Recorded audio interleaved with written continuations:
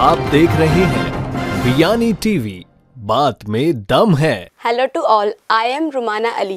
I am a student of Biani Group of Colleges. Today we have our academic director, Professor Dr. Sanjay Biani sir. Sir, thank you for inviting me on your show and giving me this opportunity to come on your show. Great. Today my question is, what is fear? Sir I have fear from loneliness. मुझे बहुत डर लगता है अकेले रहने से। मैं imaginations बना लेती हूँ कि ऐसा कुछ हो रहा है मेरे साथ। मुझे आवाज़ें आने लग जाती हैं, मुझे इंट्यूशंस आते हैं कि सब मेरे साथ हो रहा है, होने वाला है, जबकि मुझे पता होता है ऐसा कुछ नहीं है। मैं अपने घर में भी अकेले रहने से डरती हूँ। Great great. सबसे अच्छी बात तो ये कि रुमाना, आपने ये सवाल पूछा, पर ये लड़कियाँ ये सवाल पूछती नहीं है और बहुत लंबे टाइम तक सफरिंग होती है उन्हें, वो परेशान होती रहती है। पर मैं तुम्हें बधाई देना चाहता हूँ कि तुमने ये सवाल अपने से पूछा, अपने टीचर से पूछा। गुड। पर देखो, तुम्हारा नाम सबसे नाम से स्टार्ट करते हैं, रुमाना। रुमाना का मतलब होता है प्रेम, है ना। और प्रेम से आगे का जो शब्द है वो है रूहाना, और रूहाना का मतलब होता है सोल ओरिएंटेशन। तुम्हारा नाम ही तुम्हारा इलाज है। रुमाना और रूहाना, रुमाना से रूहाना बन जाओ बस तुम। रूहाना का मतलब होता है रूह। जब आदमी अपने आप को बॉडी नहीं समझता, सोल समझने लग जाता है, तो उसका डर ख़त्म हो जाता है। ये जवाब आज से करीबन 10,000 साल पहले ऐसा लिटरेचर बोलता है कि जनक ने, जो सीता के फादर थे राजा जनक, उनसे पूछा गया था। उन्हें रात को पूरी रात नींद नहीं आती थी, पूरे रात सपने पसीने आते रहते थे। और उनका जो टीचर था अष्टावक्रा ने जब उनको बुलाया गया तो अष्टावक्रा ने कहा, राजा जनक, मैं अभी आपकी प्रॉब्लम सॉल्व करता हूँ। आपकी प्रॉब्लम ये है कि आप अपने आप को राजा जनक समझते हो, और जब तक आप राजा बने रहोगे ना, आपको अपना परिचय नहीं पता। Who are you, who are you, who are you, ये समझो पहले। We all are soul. हम सब रूह है, एनर्जी है, सोल है। बॉडी अलग है, सोल अलग है, हम एनर्जी है। नोबडी कैन डिस्ट्रक्ट अस। दुनिया की कोई भी ताकत आ जाए रुमाना, हमारे को कुछ नहीं कर सकती। जब इस बात पे इत्मीनान हो जाएगा, जब तुम अपने आप को सोल समझोगी, बॉडी नहीं समझोगी, तो फिर डर नहीं लगेगा। हम डरते इसीलिए हैं क्योंकि हमने एक अपनी दुनिया बना रखी है, कंफर्ट जोन बना रखा है, और हमें लगता है कि इस जोन को कोई तोड़ ना दे। मुझे लगता है कि जब आप अपने आप को रूह के रूप में, आत्मा के रूप में, सोल के रूप में रियलाइज़ करने लगोगी, वो मेडिटेशन से आएगा, वो नमाज से आएगा, वो इबादत से आएगा। सो मैं आपसे पूछना चाहता हूँ, पहला जो सवाल है तुम्हारे से, क्योंकि उससे तुम्हारे को एहसास हो जाएगा। देखिए, हमारे को अगर डर पे जीतना है तो सबसे पहली बात तो ये है, डर से जीतने के लिए, कि आपका विश्वास का स्तर क्या है। देखिए, जिसको विश्वास हो जाता है ना, वो तो करोड़ों रुपए लगा के बिजनेस में कूद जाता है। खो जाएंगे तो खो जाएंगे, पर उसको विश्वास होता है कि हम जीतेंगे। मुझे लगता है इसे ही साहसी बोला जाता है, इसे ही एंटरप्रेन्योर बोला जाता है। सो विश्वास में तुम अपने आप को नंबर दो, उस कदर का विश्वास जिसमें कभी तुम हारने की सोचती नहीं हो, बस तुम्हें लगता है ये काम हो जाएगा। तुम्हारे विश्वास में, अगर सबसे पहले तो पूछता हूँ कि नमाज में तुम्हारा कितना विश्वास है, सच बताना। वैसा विश्वास कि उसके बाद में कोई डरा ना सके। सर नमाज में तो 9 देना चाहती हो अपने आप को नंबर। तो देखो, अभी लोग नमाज भी पढ़ते हैं, पर मेरा सवाल तो ये है कि नमाज ठीक से पढ़ना कितने लोगों को आता है। नमाज के दौरान पूरा ध्यान अल्लाह में, कृतज्ञता में, झुकने पे, प्रेम में कितने लोगों का रहता होगा। मुझे लगता है कि आज भी नमाजी लोग नमाज अदा कर रहे होंगे, पर सिर्फ अपने फिजिकल एक्सरसाइज कर रहे होंगे। इनफैक्ट उन्हें अल्लाह पे विश्वास और वो कृतज्ञता और वो प्रेम कितने लोगों के अंदर भरा होगा। क्योंकि करते तो सभी नमाज है, पर नमाज में बहुत फ़र्क हो जाता है। कोई मोहम्मद साहब बन जाता है, कोई काजी बन जाता है, कोई कुछ भी नहीं बन पाता। नमाज पढ़ना भी एक अदा है, नमाज पढ़ना भी एक एटीट्यूड है, नमाज एक ताकत है, नमाज ईश्वर के पास जाने की प्रक्रिया है। पर सच में बताओ, इस कृतज्ञता से, इस प्रेम से, इस बिलीव से, इस यकीन के साथ जो नमाज करना, उसको मैं 10 नंबर देता हूँ। तो तुम अपने आप को नमाज के दौरान कितने नंबर देती हो? 7 देती हो। पर मेरे को लगता है शायद और कम है नंबर। पर ठीक से नमाज पढ़ना, मुझे लगता है ये विश्वास को बढ़ा लेना है। मुझे लगता है नमाजी लोग फिर तो वो कुछ भी करने को तैयार हो जाते हैं। इसलिए मैं चाहूँगा कि तुम उस विश्वास को नमाज के दौरान, उस कृतज्ञता को ईश्वर के प्रति और बढ़ाओ, ताकि तुम्हारा डर कम हो। रूहाना, आपसे जो है हम कुछ सवाल पूछेंगे और आप उसका जवाब बताओगे, उससे तय हो जाएगा कि अब कमी कहाँ है और कहाँ हमें इम्प्रूवमेंट करना है। पॉइंट है 4। पहला पॉइंट मैंने आपको बोला कि आप ये बताओ कि आप बिलीव करने में, बिलीव करने का मतलब है अच्छा बिलीव होता है ईश्वर में, अल्लाह में। दूसरा अच्छा बिलीव होता है पेरेंट्स में। आपने बोल दिया ना बस फाइनल है, मदर ने बोल दिया, फादर ने बोल दिया, ईश्वर से बात हो गई और उन पे पूरा विश्वास और पूरा इत्मीनान। फिर तर्क वितर्क नहीं करते कि माँ तुमने बोला है सही बोला है, फादर तुमने बोला है बिल्कुल सही बोला है, अब अपन ऐसे ही करेगा। ये जो नंबर है, ये बिलीव करने का जो तरीका है, ईश्वर पे जो बिलीव करने का तरीका है कि उसके बाद में जब गॉड मेरे पीछे है ना तो पूरी दुनिया आ जाए ना तो स्टैंड गन से उड़ा दूँ मैं। इतनी ताकत उस अल्लाह में, उस ईश्वर में, इतनी ताकत का होना आदमी को साहसी बना देता है, डर ख़त्म कर देता है। तो ये जो एटीट्यूड मैंने बताया कि फादर के प्रति, मदर के प्रति, ईश्वर के और अल्लाह के प्रति, ये इसमें अपने आप को नंबर दो 10 में से कितने नंबर देते हो? सर मैं इसमें अपने आप को सिर्फ 5 मार्किंग दूंगी। 5 मार्क्स दे रहे हैं? क्योंकि बिलीव के आगे मेरा डर आ जाता है, मैं वो सब चीज़ भूल जाती हूँ कि ऐसा कुछ ये बिलीव है मेरा गॉड के लिए, लेकिन उससे पहले डर ज़्यादा मेरे आसपास घूमता है, तो फिर मैं उस चीज़ पे कंसंट्रेट नहीं कर पाती बिलीव पे। तो अब जो है डर को पीछे करो और अपने विश्वास को आगे रखो, अपने फादर की बातों पे, अपने मदर। क्योंकि देखिए दो ही लोग, मैं बार बार कहता हूँ, वो दो ही लोग जो आपके जीवन में सबसे ज़्यादा इंटरेस्टेड है। ये 3 लोग, बल्कि मैं कहूँगा ईश्वर जो आपको हमेशा हैप्पी रखना चाहता है, वो चाहता है कि आप हमेशा सीखें। वो आपको गिराएगा तो भी इसलिए गिराएगा कि आपको लेसन ले और कुछ बड़े इंसान बने। तो गॉड, पेरेंट्स पे विश्वास करना आप में डर को कम कर देगा। दूसरी बात पूछते हैं, उसमें भी आप अपने आप को नंबर दीजिए, ऑनेस्टली दीजिएगा। जी सर। दूसरी बात होती है ट्रुथ।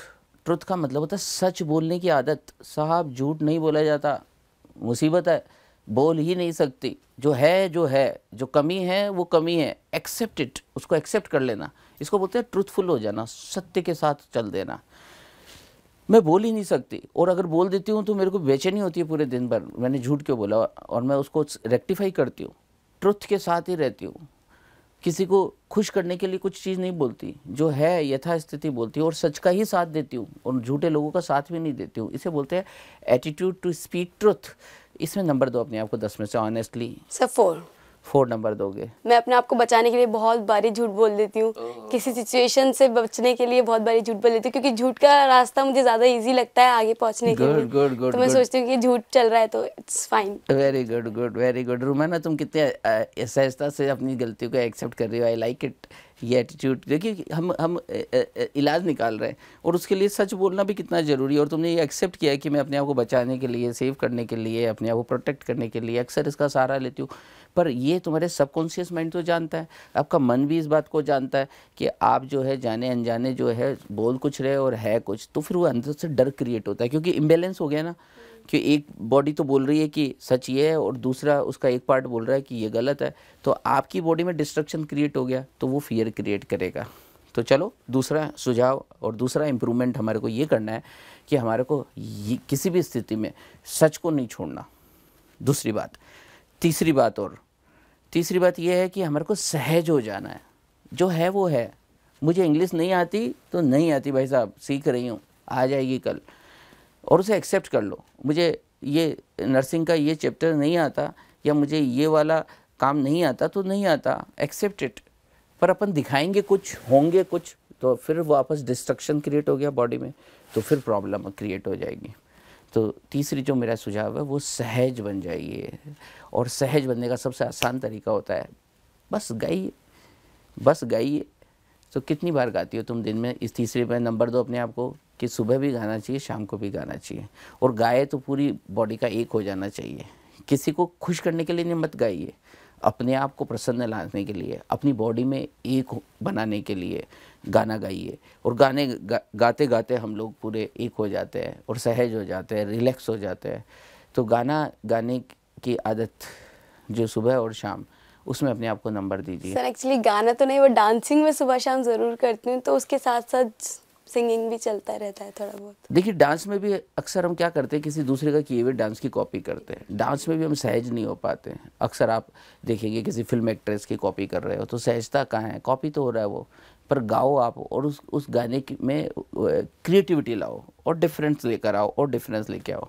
देखिए आप कैसे गाते हो, क्योंकि हर आदमी रीजनेबली गुड है, पर उसमें इन्फिनिटी कॉम्प्लेक्स है। उसे लगता है लोग क्या कहेंगे, यही तो रोग सबसे बड़ा है कि लोग क्या कहेंगे। अवॉइड इट, भाड़ में जाए, मेरे को जो अच्छा लगता है मैं करूँगी। लोगों की परवाह करोगी तो अपनी शख्सियत खो दोगी। इसलिए ज़रा बताओ, आज गा के बताओ आप कुछ डिफरेंट और नया कुछ गा के बताइए। सर मैं कुछ सूफ़ी गाऊँ? हाँ हाँ, बहुत अच्छा। सूफ़ी गाना तो बहुत अच्छा है। और सूफ़ी तो जब देखे, सूफ़ी गाते गाते तो आदमी एक हो जाता है। मुझे लगता है कि शायद वो अल्लाह के करीब हो जाता है, बहुत ही करीब हो जाता है, बहुत ही करीब हो जाता है। गाइए देखो, और पूरा इन्वॉल्व होकर, और ये मत परवाह करिएगा कि मैं क्या सोच रहा हूँ और दूसरे क्या सोच रहे हैं। आप तो बस जो कर रहे हैं वो कर रहे हैं अपनी मस्ती के लिए। करिए, बताइए, गाइए।